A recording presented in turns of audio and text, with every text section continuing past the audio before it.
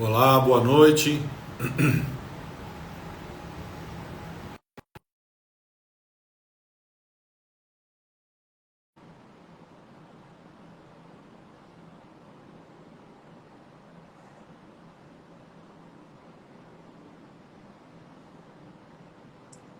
Professor Hugo. Tudo bom, Professor Hugo? Puccini, boa noite. Tudo jóia? Tudo bem, e você? Tudo jóia, graças a Deus. Hugão, pelo fato da tela ficar cortada, você está vendo o meu rosto completo na sua tela aí? Tô. Legal. O seu está um pouquinho para baixo. Se você puder ajeitar a tua câmera um pouquinho para baixo, assim, ó. Para baixo, para baixo. Aí, Peraí, um pouquinho mais para baixo. vou descer o tripé aqui. Como divide, daqui a pouco o professor Tenório entra, né? Deixa Melhorou? eu chamar ele aqui novamente. Ficou melhor agora? Espera aí, só um minutinho que eu tô com a tela parada aqui. Aí, 100%. Beleza. Ótimo. Aí, ó, o professor Tenório entrou. Vamos ver se ele consegue ingressar aqui na nossa reunião. Vou chamar ele de novo. Lá, convidei. Ele está entrando. Como é que tá Brasília aí? Tudo tranquilo? Aqui tudo tranquilo, mais calor do que o normal. E Ribeirão? É, tá muito calor aí. Tá quente aqui. Ribeirão, como é que tá? Ah, igual, né? Mas você sabe que quando a gente tivemos. Ô, Boa professor, Boa noite, noite, Putinho. Tenório. Boa tudo noite, jóia? Hugo. Tudo bem? Tudo jóia, Como vocês graças a estão? Deus. Tudo tranquilo. Boa noite a todos os demais que estão nos vendo hoje. Como é que tá aí em Recife, professor?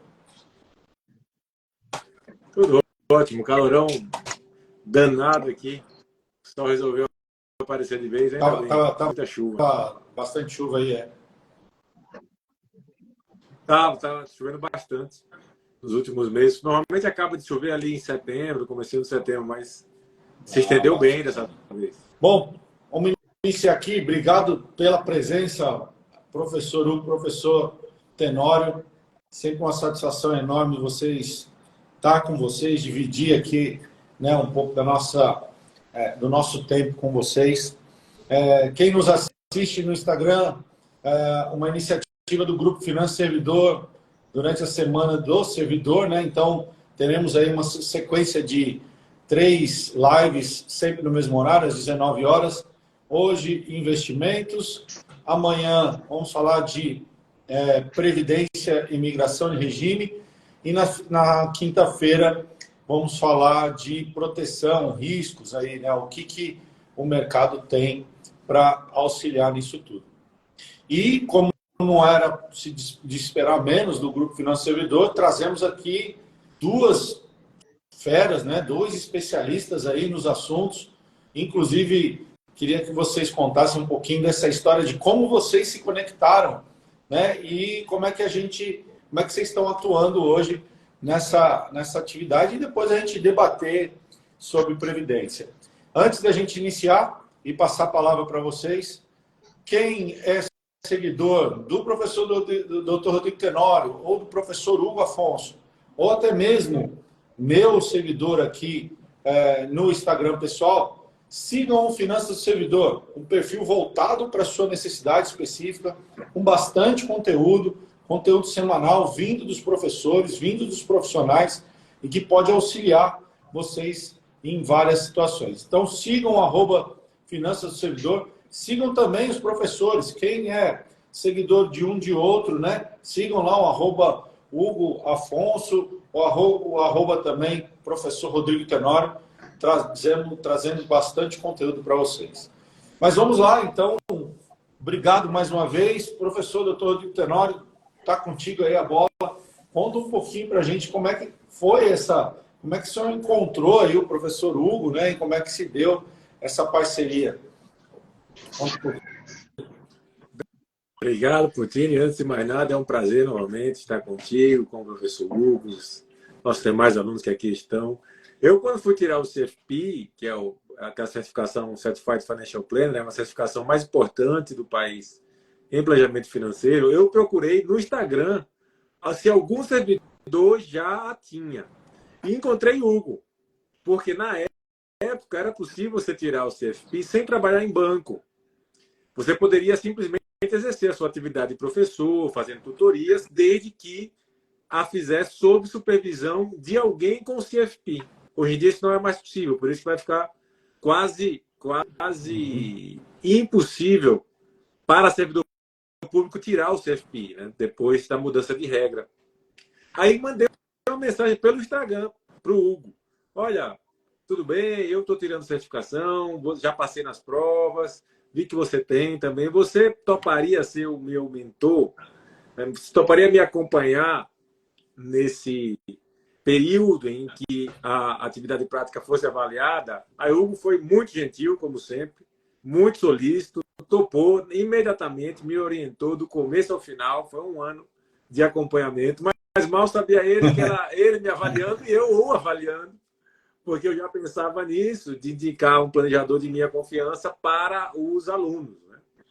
E foi aí que a gente conheceu. Depois, passado esse ano, convidei o Hugo para a gente fazer esse trabalho juntos, né, complementando a nossa atuação, e ele aceitou.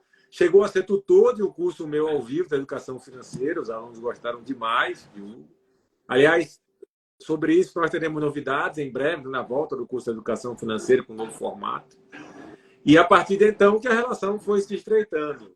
E minha admiração pelo trabalho do Hugo só cresce depois disso, né? Todos os alunos que eu indico para ele o recomendam muitíssimo, são sempre muito agradecidos por ter um profissional tão sério, tão competente, tão honesto. Que bacana. Foi isso, Coutinho. Que bacana. Agora passa a palavra para o Hugo.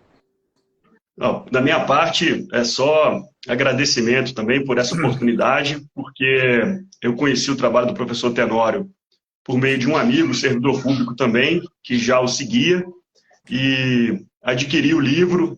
Foi na época que eu estava fazendo a análise se eu ia migrar ou não, e foi muita coincidência, porque tudo foi se conectando, né? Eu tive a oportunidade de acompanhar o professor Tenório na fase dele de certificação do CFP, enquanto ele me esclareceu muitas dúvidas para eu tomar a decisão de migrar, como de fato migrei. E até hoje tenho aqui como livro de cabeceira, o livro de regime previdenciário, É Hora de Migrar. Até aproveitar para fazer uma citação ao livro, que é um dos temas da nossa conversa de hoje, a questão da previdência do servidor público, né? Lá no item 7.2, professor Tenório, do livro, né, o professor Tenório faz uma análise muito imparcial a respeito das vantagens e desvantagens do servidor aderir ao FUNPRESP e faz um esclarecimento que foi inédito para mim e é inédito para muita gente com quem eu converso a respeito da migração. É que a relação de contribuição do servidor e da União no FUNPRESP, que aparentemente seria 1 para 1, ou seja, cada unidade monetária que o servidor contribui para o FUNPRESP, teoricamente a União contribuiria com a mesma quantidade. De fato, na realidade, isso não acontece, porque dentro do FUNPRESP tem a taxa de carregamento e o fundo, o FCBE, Fundo de Contribuição do Benefício Especial, se não me engano. Extraordinário, obrigado. Então, essa relação acaba sendo de 1 para 0,64.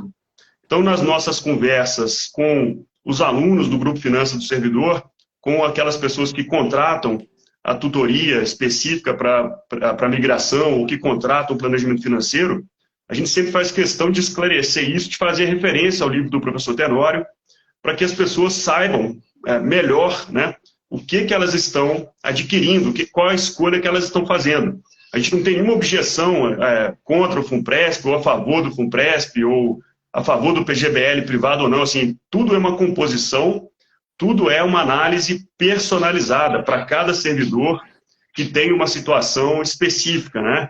É solteiro, é casado, tem filhos, não tem filhos. Então, a gente faz essa análise particularizada. O Grupo Finanças do Servidor oferece um relatório previdenciário que ajuda muito, oferece para quem precisa, né, de uma tutoria com base no relatório e oferece ainda o planejamento financeiro para quem, por exemplo, já migrou e quer saber o que fazer com aquela sobra, entre aspas, de dinheiro que vem no contra-cheque de quem migrou. E nisso se enquadra também o estudo previdenciário que o professor Puccini faz com maestria, né?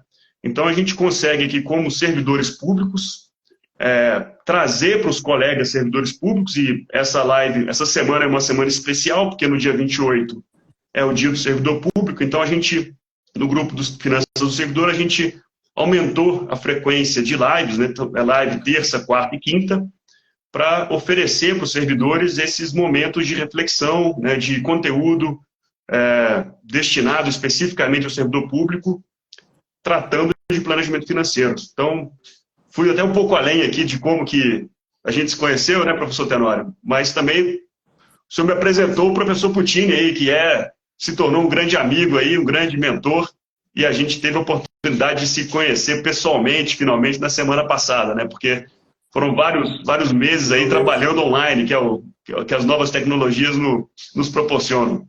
Olha que bacana, né? Realmente, esse relato é bacana. Obrigado pelo disclaimer, né, de toda essa trajetória e o que a gente faz aqui também no Finanças. E pegando o gancho do que você falou, Hugo, hoje, pela primeira vez, nós tivemos uma consulta prévia, né, ao Finanças. Gostaria que vocês falassem isso. Achei sensacional para ver o alcance que a gente já está tendo, né, nos níveis aí dos servidores que estão interessados, estão engajados.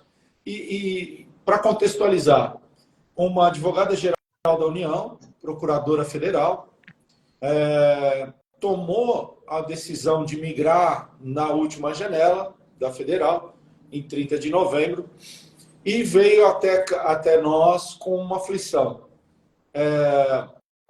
O meu benefício especial está correto? Né? Será que está calculado correto? A administração está fazendo um cálculo correto? E a outra pergunta que ela fez foi a seguinte: eu ainda não aderi à FUNPRESP e eu já tenho tempo para requerer a minha aposentadoria, eu já tenho abono de permanência. Ela migrou, mas não aderiu. Mas ela, por questões, ela perguntou assim para mim: será que vale a pena eu aderir e ficar mais uns 5 anos com essa adesão à FUNPRESP, dado exatamente essa contribuição paritária e tudo mais? Então, essa pergunta para vocês: quem já tem tempo para aposentadoria, migrou, vale a pena aderir à FUNPRESP e esperar ali 5, 6 anos para, teoricamente, se apoderar desses valores da contribuição paritária? Qual que é a opinião de vocês? E lembrando, os espectadores, a gente não tem roteiro, isso aqui é um bate-papo muito formado das nossas opiniões, das opiniões dos professores, que são respeitadas aqui de todas as maneiras. Inclusive, o Grupo Finanças Servidor segue a doutrina do professor Dr. Rodrigo Tenório, que é o que a gente compartilha sempre no que a gente faz aqui. Mas vamos lá, o que é a opinião de vocês, nesse caso em específico dessa procuradora federal, professor Tenório?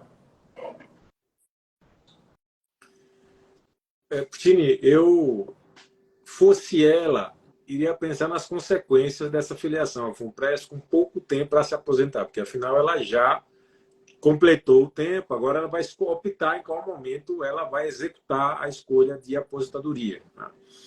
Vamos lembrar que a FUNPRESP funciona como um PGBL. O nosso tema hoje, investimentos e PGBL, né, Previdência Privada. No PGBL, fatalmente, para obter o benefício tributário, ela vai optar pela tributação regressiva.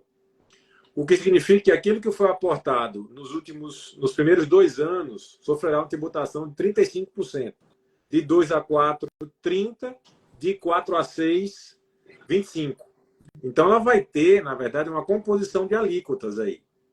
Se ela resolver se aposentar e resgatar o dinheiro, ela vai pagar uma alíquota altíssima sobre tudo e ainda multa. Porque o tempo que ela tem na FUNPRESP é muito pequeno.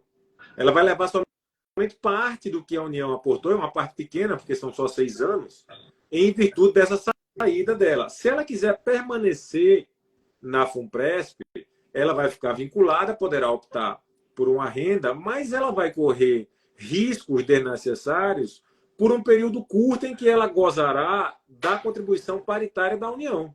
Ela só vai gozar da contribuição paritária da União até ela se aposentar. Então, veja, os 3 critérios que nós usamos para analisar investimento: rentabilidade, liquidez e risco, né? Ela ficando na FUNPRESP, ela está assumindo o risco que todos estão. Só que ela vai ter uma rentabilidade menor, no fim das contas, que ela vai ter uma contrapartida por muito menos tempo. E ela vai ter uma multa muito alta se ela resolver sair e uma tributação muito alta se ela resolver sair. Então, fosse ela, eu não ingressaria na FUNPRESP para permanecer pouco tempo, não. E aí eu queria ouvir o professor Hugo a esse respeito, se ele tem uma opinião parecida ou diferente. Parecida, sim, professor Tenório. E eu lembro de outras oportunidades de investimento, né? Porque a gente precisa primeiro saber se a advogada da União tem, por exemplo, já um PGBL constituído ou não. Se tiver, vale mais continuar investindo nesse PGBL, que já deve, teoricamente, é mais antigo. Então, o benefício do resgate a partir do 10º ano, que gera alíquota de 10% de imposto de renda, vai lhe beneficiar muito mais do que investir no FUNPRESP. E, além disso, né, se houver excesso de recursos para essa finalidade, ou seja, se ela já está usando a margem de 12% do PGBL, existe a oportunidade de investir em outros ativos. Por exemplo, o Tesouro IPCA, que tem o primeiro resgate, né, o título que resgata mais rápido é o 2029, então é parecido com o prazo que ela tem, de mais 5, 6 anos para se aposentar. Tem alternativas de títulos de renda fixa isentos de imposto de renda, por exemplo, LCI, LCA. E no caso, voltando ao Tesouro, a gente está num momento muito oportuno para adquirir Tesouro IPCA, porque está pagando um juro além da inflação bem alto em relação aos últimos anos. A última vez que eu olhei está em 5,5% ao ano acima da inflação, e esse valor ele é repetido todo ano, né? Então, quem compra agora trava essa taxa de 5,5% acima da inflação e vai resgatar daqui a 5, 6 anos, acumulando esses juros todos os anos, né? Os juros sobre juros. Então, acho que a gente concorda em relação a essa análise, mas sempre é importante fazer a análise completa, olhar como a planejar, né, nossa certificação sempre recomenda. Olhar a gestão financeira, né, quanto entra e quanto sai do fluxo de caixa, olhar os ativos como um todo, fazer o balanço patrimonial, ativos menos passivos, calcular o patrimônio líquido, olhar o plano de aposentadoria que a pessoa tem, olhar, como o professor Puccini faz muito bem, o estudo securitário, fazer uma análise fiscal para determinar exatamente quanto que essa pessoa deveria aportar a título de previdência privada e qual seria a redução da alíquota do imposto de renda e, consequentemente, o aumento que ela pode ter na restituição do imposto de renda todos os anos, né, e fazer também uma análise sucessória. Não sei se vocês viram recentemente, o Estadão publicou na coluna E Investidor que atualmente tem acontecido uma corrida para o adiantamento das heranças, porque tem um assunto aí muito em voga da provável alteração da alíquota do ITCMD em vários estados. Então tem muita gente se adiantando e fazendo a doação em vida, porque em alguns estados a alíquota é menor, né? Então até isso a gente precisa analisar para fazer a análise completa da situação da servidora. Bacana. É isso. Joia. Perfeito. Fica à vontade. Deixa eu só completar uma informação que eu dei pela metade. Eu disse que quando houvesse multa, ela perderia parte do que a União aportou, né, quando ela saísse. E eu fui checar os percentuais que seriam perdidos. Se ela ficar menos de 6 anos, ela só vai levar 30% do que a União aportou. Então, ela perderia 70% do grande atrativo da FUNPRESP, que é a contribuição paritária da União, né? Ou ela, integrante da AGU, Procuradora Federal, fatalmente terá que ingressar na FUNPRESP-JUDE, na FUNPRESP-ESE e sofrerá com essas alíquotas que podem, inclusive, ser alteradas, né, ao longo do tempo. E aí, Hugo foi muito feliz quando mencionou os diversos investimentos, né? Preciso sempre lembrar da carteira. Compõe-se uma carteira de acordo especificamente com as suas condições pessoais, com os seus objetivos de investidor, né? Essa análise da adequação ao perfil do investidor, que é exigida, inclusive, pela CVM, para quem distribui valores imobiliários. Esse planejamento financeiro é o que o Hugo tem feito para os alunos, e haverá um momento durante a semana, me confirme, por favor, que nós vamos conversar sobre isso com o Hugo também. Né, do eu queria aproveitar a nossa audiência aqui, que está chegando um valor bacana aqui. O Grupo Finanças Servidor vai lançar um produto, não é financeiro, mas um produto educacional inédito no mercado de educação voltado para os servidores públicos. Até hoje, ninguém teve essa iniciativa e nós iremos lançar ele na quinta-feira, na última live. Então, quem está nos assistindo, continuem assistindo, tanto hoje, quanto amanhã, quanto na quinta-feira, que nós iremos dar mais informações, tá? É um produto voltado para a educação financeira, mas mais informações a gente vai dar ao longo dessas duas lives, tá bom? E continuando aí no nosso bate-papo. Professor Tenório, o que esperar da Previdência Pública, o RPPS? Nós estamos vivendo os estados agora, né? Tivemos a União, um movimento, ano passado novamente, uma reabertura de prazo de migração, onde muitos buscaram o senhor, muitos buscaram o grupo para sanar ali as suas dores, tirar as suas dúvidas, compraram relatórios, entender mais a sua relação previdenciária atual e o que é essa migração, o que é mudar de modelo de regime previdenciário. E agora nós estamos vivendo isso dentro de alguns estados, né? Alagoas findou há pouco, Rio Grande do Sul findou há pouco, Piauí está vigente, Mato Grosso também vigente. Tivemos a informação no grupo que Rondônia promulgou hoje pela manhã. O que é isso? Né? O que esperar do regime próprio para os próximos anos? Como é que o senhor vê o legislativo atuando no servidor público dentro dessas questões previdenciárias? E me desmistificando rapidamente, sei que é um tema complexo, mas o senhor é muito didático e todos falam isso. O que é essa migração de regime? Né? Dá uma palhinha para nós aqui, professor. Perfeito. Vamos primeiro imaginar o futuro do RPPS. Né? E depois a gente pode entrar nos PGBLs, que é o foco de Hugo hoje. Né? O que é o RPPS, no fim das contas? O RPPS é um regime de repartição simples. Então, todos contribuem todos os meses para uma conta e essa conta é dividida pelos usuários da Previdência mês a mês. Ou seja, não tem nada seu lá mais. Você, servidor que pagou, esse dinheiro já foi gasto. Se um dia você conseguir obter algo de volta da União, o lastro financeiro não vai ser essa conta. Vai ser o orçamento geral da União. Veja, o que é que interessa no modelo desse? Interessa que a base de pessoas jovens contribuindo seja muito maior do que a quantidade de pessoas idosas recebendo a aposentadoria ou pensionistas. O que é que tem acontecido conosco? Né? A nossa pirâmide demográfica, com a base alta e o topo fino, deixou de ser uma pirâmide. Ela hoje já é um pêssego e ela ficará, em 2060, com o formato de um vaso, com as partes mais bojudas correspondentes às idades maiores.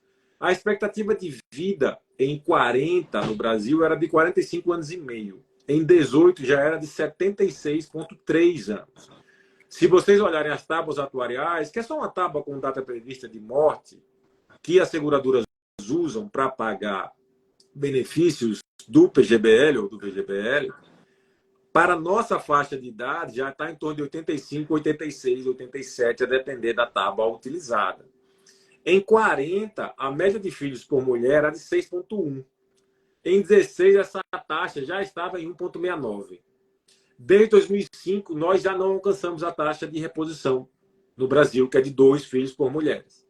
Ou seja, a população vai parar de crescer, necessariamente vai parar de crescer, em 2048. Isso virá acompanhado de um envelhecimento. Hoje, a ONU considera que, na América Latina, 8,5% da população tem mais de 65 anos. Em 2040, isso chega perto dos 16 já. Então, qual é a consequência para o RPPS? O esgotamento completo. Né? O esgotamento completo. Então, a tendência é que haja um aumento de alíquotas, um aumento de tempo de contribuição e um aumento de idade mínima. 65 anos, que é o que se exige para homem hoje, já não é mais o default ao redor do mundo, já está em 67. Tá? A aposentadoria no Brasil ainda é vista como algo para manutenção de nível de vida. Nos países que já passaram por essa transformação demográfica, é visto como algo para subsistência e não para manutenção de nível de vida. Então, a perspectiva muito realista para o RPPS não é de melhora, é de piora. E é só ver o que aconteceu desde a década de 90 para cá. Todas as reformas, sem exceção, pioraram a situação do servidor. A última foi disparada, a mais prejudicial, a emenda 103, mas nada garante que vai ser melhor do que a que virá no futuro. A que virá no futuro pode ser pior do que ela. Pode ser pior do que ela. A gente tem que alertar os servidores disso, porque ainda há uma espécie de cegueira, de inércia, em não reconhecer o tamanho da desgraça que se abateu sobre os servidores. Pouquíssimos, por exemplo, sabem que a pensão nossa, no Serviço Público Federal, e de muitos estados que adotaram o mesmo caminho da União, ela teve o valor reduzido em cerca de 80%. O cálculo da aposentadoria por incapacidade piorou muitíssimo. Ter seguro não é mais uma opção. Ter seguro é absolutamente obrigatório. Então, as minhas perspectivas, infelizmente, para o RPPS são as piores possíveis. Eu acho que o servidor, por conta disso, tem que se proteger. E o único meio de fazê-lo é obtendo educação financeira e consultando bons planejamentos, bons planejadores financeiros como o Hugo, para organizar a sua vida. E aí, o PGBL é uma boa alternativa, dentro das opções de investimento. Mas eu paro por aqui e devolvo a palavra para você. E agora? Perdão, eu não falei o que é a migração. Me desculpa, eu acabei não falando. A migração, ao contrário do que todo mundo pensa, não é a mudança do RPPS para o RGPS. Tampouco significa filiação à entidade de previdência complementar. Não existe, portanto, migração para a FUNPRESP. A migração é a limitação dos ganhos de aposentadoria e pensão ao teto do RGPS. Faz-se a conta, como sempre fez, hoje em dia se calcula a partir das médias, a aposentadoria. Se o valor superou o teto do RGPS, o servidor fica no teto. Se o valor ficou inferior, não há por que incidir a limitação. E, em consequência, o servidor que migra passa a contribuir somente sobre o teto, que é uma senhora vantagem, e recebe uma espécie de indenização chamada benefício especial, que vai complementar a sua aposentadoria e complementar a sua pensão. Em linhas muito sucintas, é isso que é a migração. Hugo, falando aí desse que o professor comentou, PGBL, um overview, o que é, quais são as opções que a gente tem no mercado, tanto de previdências privadas quanto públicas, e eu gostaria de fazer também que você explicasse, e aí, da sua forma, como eu posso interpretar a FUNPRESP diferente dos entes de previdência pública, como Petros e Postales. É um grande medo dos servidores. Como é que é essa diferença? Essas três perguntas aí para a gente seguir nessa linha do investimento PGBL. Tá bom. Eu estou aproveitando para colocar aqui no chat, dois links. Tá? Um link tem um link para minha agenda, para quem quiser bater um papo sem compromisso. Tá? Em meia hora a gente consegue explicar do que se trata o planejamento financeiro. Então a pessoa clica nesse link, agenda lá um horário comigo. Normalmente é fora do horário comercial. E a gente consegue conversar para entender qual é a demanda e explicar como funciona o planejamento financeiro dentro do grupo Finanças do Servidor. O outro ponto que eu coloquei é uma postagem que eu fiz no domingo a respeito do PGBL. Fiz essa postagem no Instagram e é um resumo muito sintético que mostra como que funciona. Mas antes eu vou falar um pouquinho da diferença das previdências fechadas para o FUNPRESP. A Postales, o Petros, todas esses fundos de previdência que sofreram nos últimos anos, eles têm algumas diferenças em relação ao Funpresp. O Funpresp foi constituído há cerca de 10 anos, aproximadamente. Tem um corpo diretor, né, formado por pessoas que são indicadas pelo próprio governo, e dentro do Funpresp, o servidor tem lá no CPF dele os aportes que ele fez, os aportes que a União fez também, e tem mais, vamos dizer assim, mais acesso para o escrutínio, né? Então ele publica, por exemplo, o que eu achei até curioso, no site do Funpresp, ao invés dele informar diretamente quanto que rendeu, ele coloca a cota, a valorização da cota diária do fundo.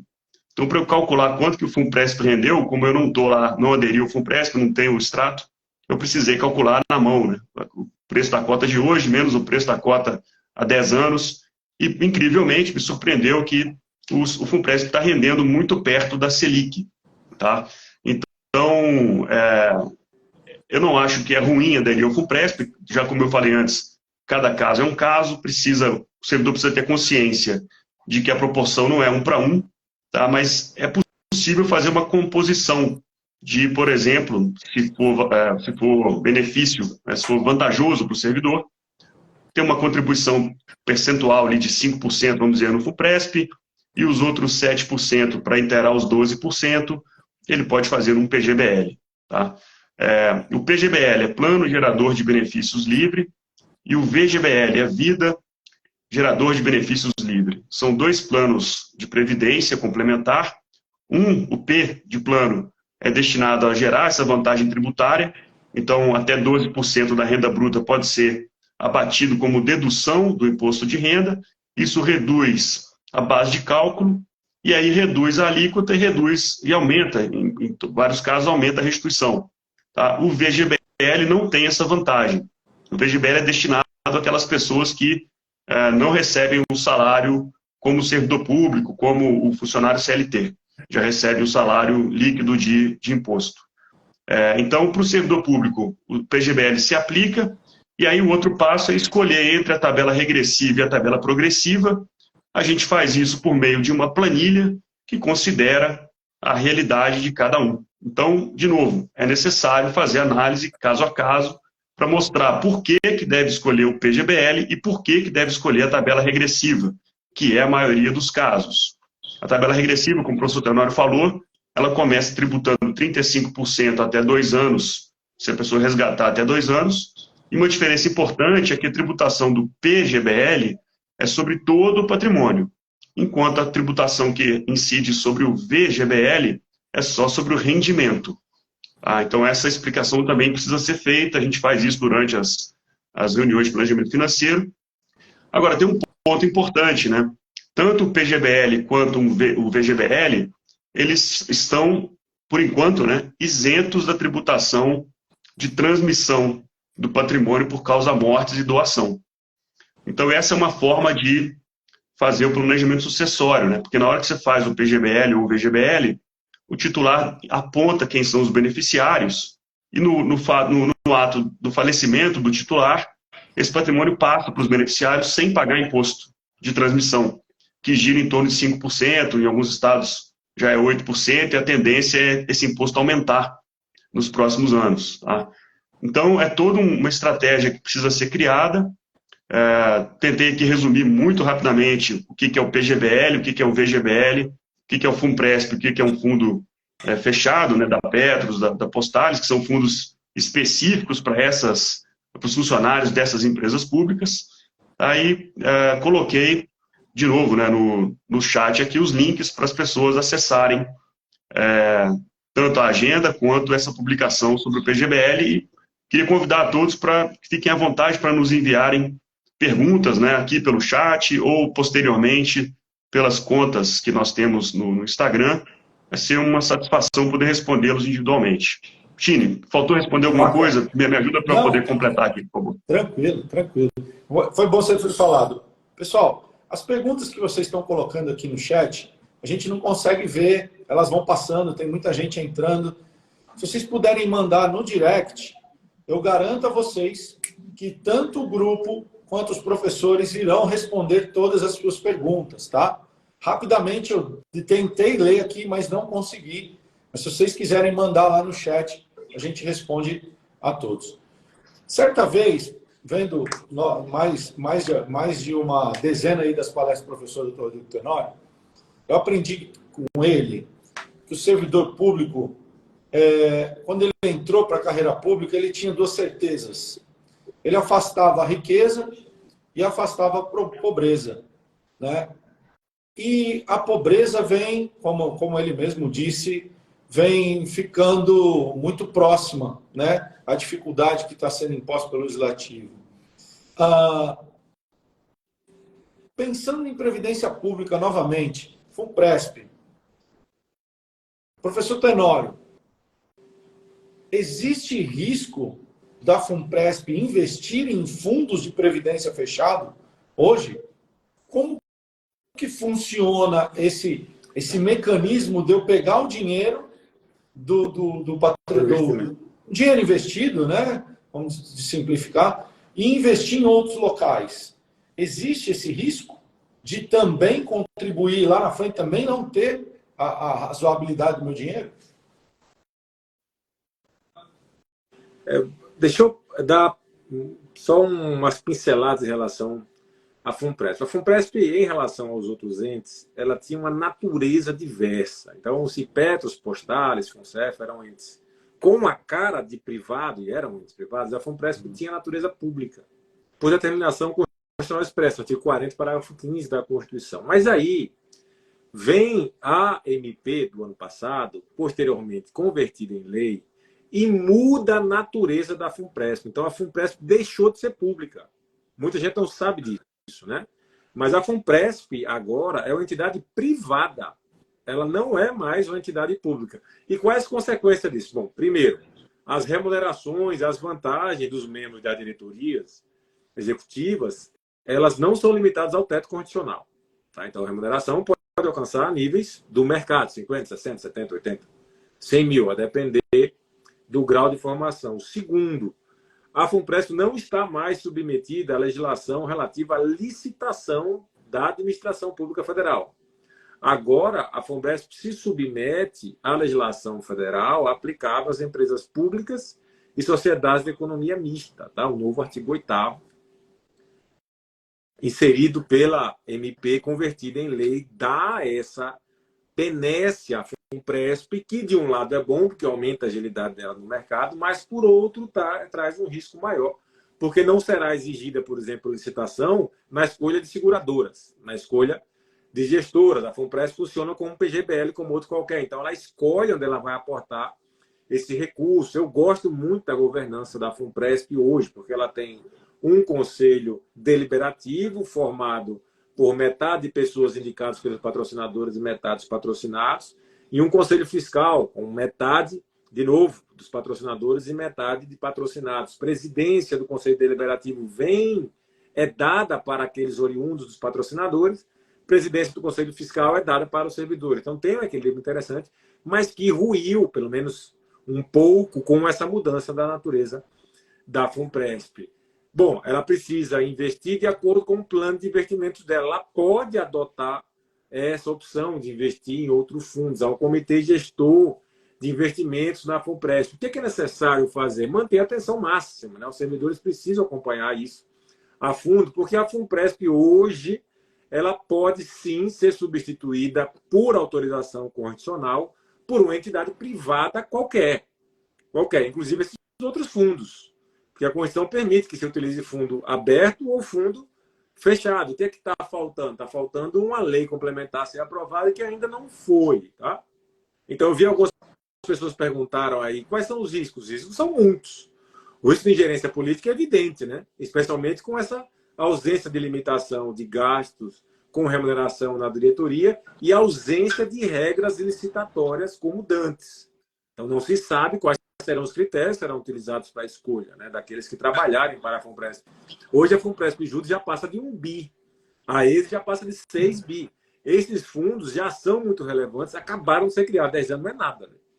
acabaram de ser criados e tendem a ficar muitíssimo robustos, o que atrai, sim, olhares políticos não muito puros, digamos assim. Já há, por exemplo, a proposta de aprovação de conselheiro vindo de mercado para a FUNPRESP, que vai diminuir a força relativa dos servidores, né? Eu espero que a escolha seja bem feita. Eu acho que as associações precisam criar mecanismos de auditoria, acompanhar. Eu conheço muita gente que está na FUNPRESP, muita gente competente está lá. Eu tenho receio por conta do meu perfil, né? Por isso que eu não estou na FUNPRESP. Vamos lembrar que os investimentos dependem do perfil de cada um. Mas minha esposa, por exemplo, está na FUNPRESP IESE, porque ela gosta da praticidade, ela acompanha, né, de perto.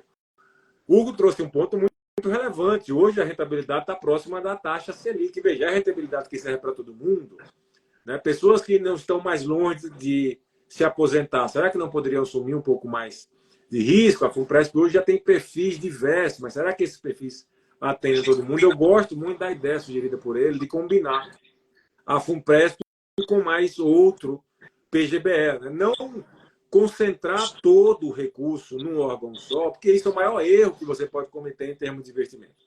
Você assume aí risco de ruína, de arrebentar a sua vida. O único risco que você não pode cometer. A escolha por entrar ou não na FUNPRESP é muito individual. A escolha por correr risco de ruína, não. Ela é absolutamente equivocada. Então, essa escolha do investimento, Coutinho, pode acontecer, escolher um investimento errado, mas como qualquer outro PGBL, né? Vai depender muito do comitê gestor da FUNPRESP, como é que ele vai gerar o resultado prometido. Hugo, na tua opinião,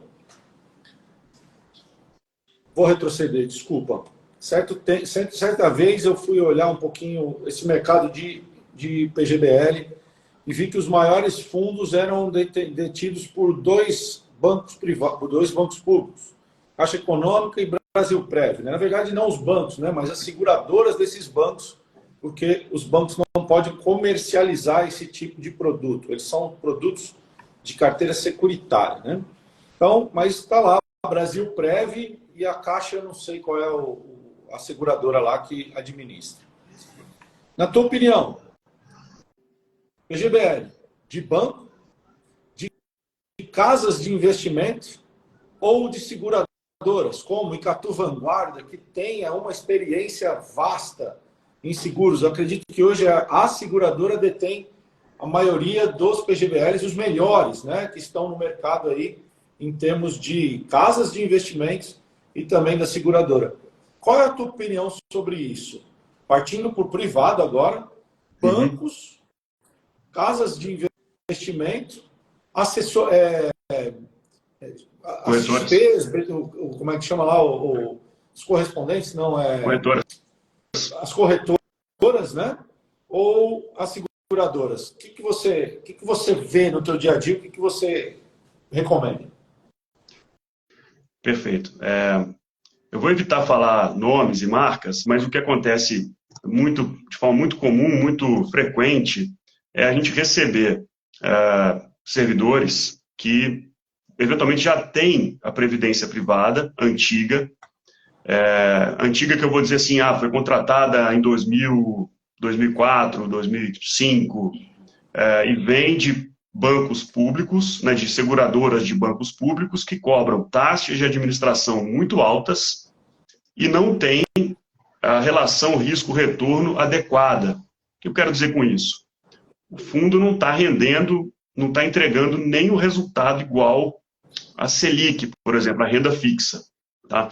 O meu referencial, na verdade, é a inflação, né? Aqui no Brasil ocorre essa dicotomia de todo mundo se referir à Selic, que historicamente, inclusive, é maior do que a inflação.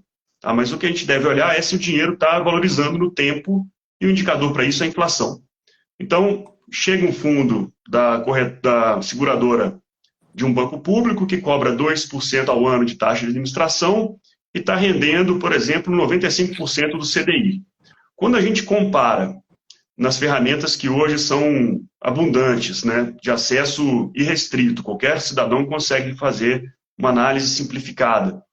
A gente compara aqui as corretoras, as seguradoras, têm fundos de previdência privada que cobram taxa de administração de 0,2% ao ano, 0,3% ao ano, ou seja, 1/10 da taxa que é cobrada pelas seguradoras dos bancos e entrega um resultado muito perto da renda fixa, é fácil a gente concluir que é possível fazer a portabilidade.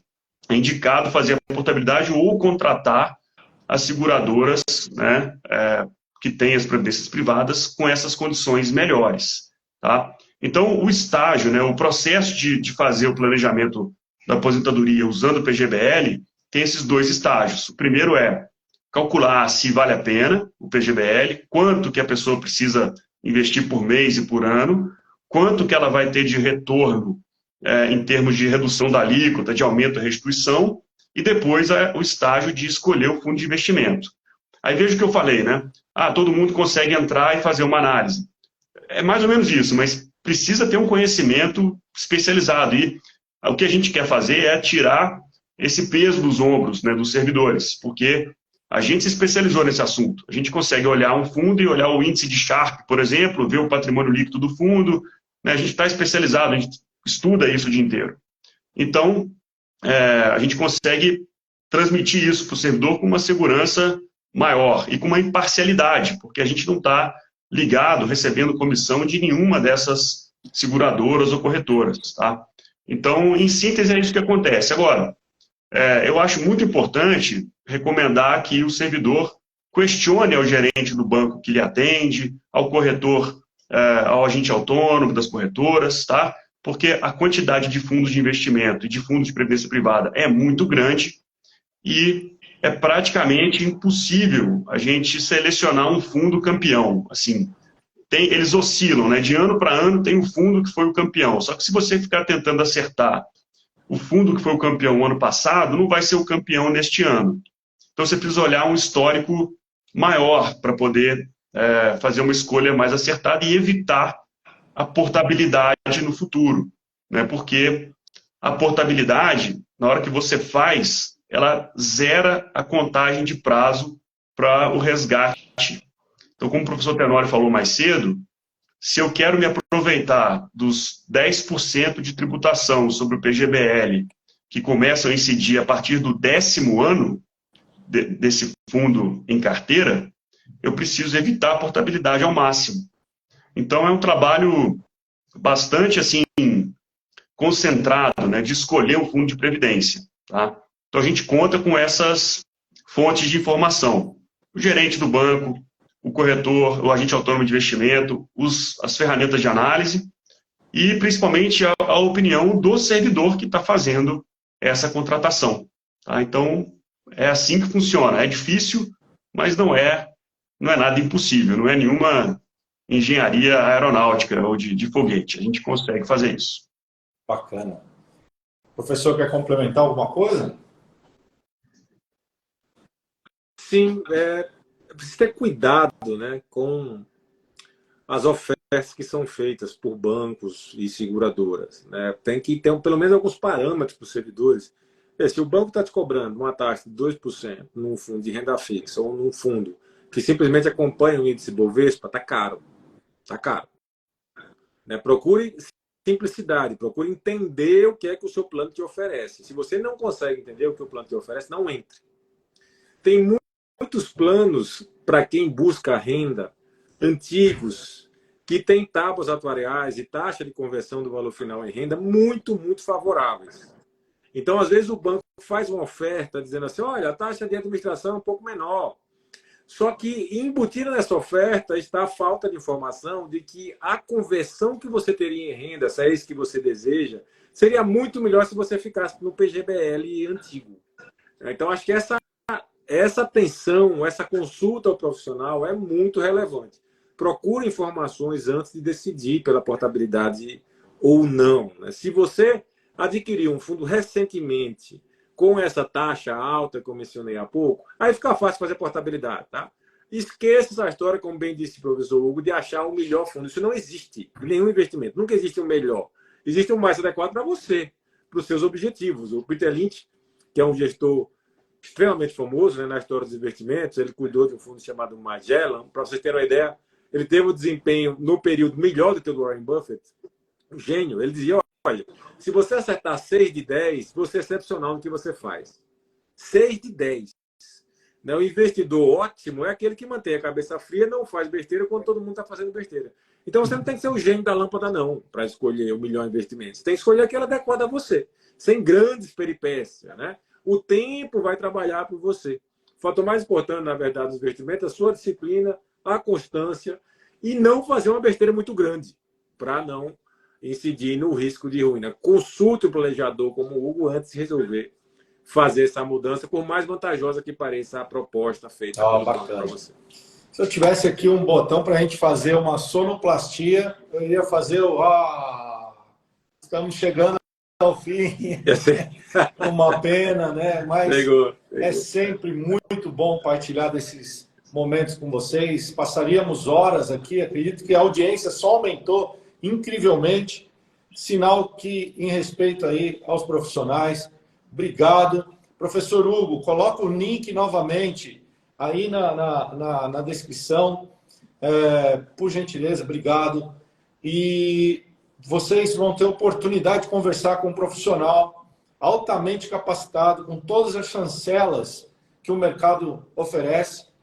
E o que é melhor, né? Que a gente traz aqui para vocês. Cabeça de servidor, fazendo para servidor. Então, esse respeito é o que o Grupo Finanças Servidor e todos que aqui se dispõem a trazer, doar a sua atividade profissional fora da atividade de serviço público, né, como os professores que aqui estão, para que vocês tenham essa visão do servidor. Melhores produtos, mais adequados à necessidade de vocês. Feitas aí as considerações finais, passo a palavra ao professor Dr. Rodrigo Tenório. Mais uma vez, muito obrigado. Espero vê-lo amanhã. Hugo, muito obrigado. Fica com Deus. Obrigado aí. Fiquem à vontade para se despedir do pessoal. Obrigado a todos. Foi um prazer estar com vocês novamente. Vocês tiveram a chance hoje, a audiência, de conversar sobre um tema muitíssimo relevante para os servidores, de conhecer o planejador financeiro que tem atuado junto aos alunos nisso. Existem alguns braços, né? Hoje aqui, você tem um braço de planejamento com o Hugo, braço educacional comigo, um braço securitário com o Putin. Você precisa juntar tudo isso, no fim das contas, para conseguir ter uma vida financeira mais equilibrada. O pessoal está perguntando se existem cursos. Sim, existem cursos. Nós temos vários cursos que o Grupo Finanças organiza comigo como professor. Faremos, sim, outros cursos. Desde uma das novidades sobre o curso será trazida pela Putin até o final da semana, mas temos cursos tanto tutorias coletivas quanto individuais. Então, é um prazer imenso estar com vocês dois de novo, sempre uma alegria, uma satisfação ver a competência em funcionamento e espero que nós consigamos seguir nessa jornada na próxima semana, na Semana do Servidor, oferecendo informações relevantes para eles. Um abraço, gente. Obrigado. Professor Tenório, professor Putin, para mim é uma honra cerrar fileiras com vocês aqui e colocar o nosso conhecimento à disposição dos colegas servidores públicos e também dos que não são servidores públicos.